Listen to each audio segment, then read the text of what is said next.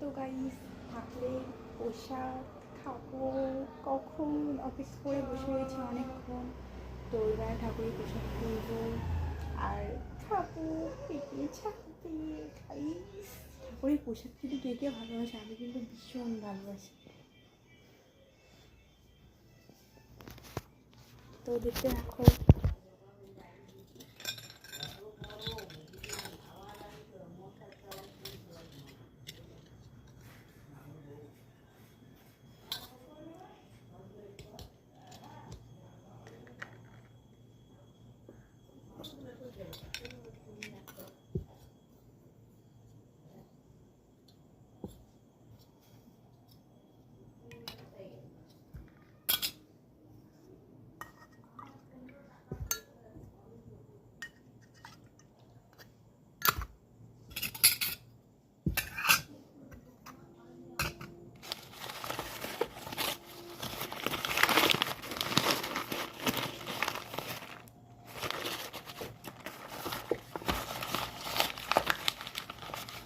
তো গাইস, এবার ঠাকুরের ফাইনালি প্রসাদ পেয়ে গেছি, খাবো এখন।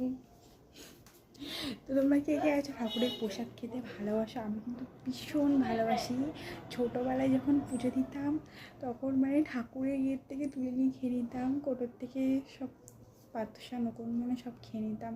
কারণ আমার জন্য মিষ্টি জিনিস না আমার খুব প্রিয় একটা খাবার। আমার জন্য মিষ্টি জাতীয় জিনিস থাকেই না বাড়িতে, আমি খেয়ে ফেলি মিষ্টি। মিষ্টি খুব প্রিয় একটা খাবার আমার। তো খাচ্ছি, কখন থেকে অপেক্ষা করে বসেছিলাম যে কখন খাবো এই তখন দানাটা। গাইস, যা লাগছে না, সো বিউটিফুল।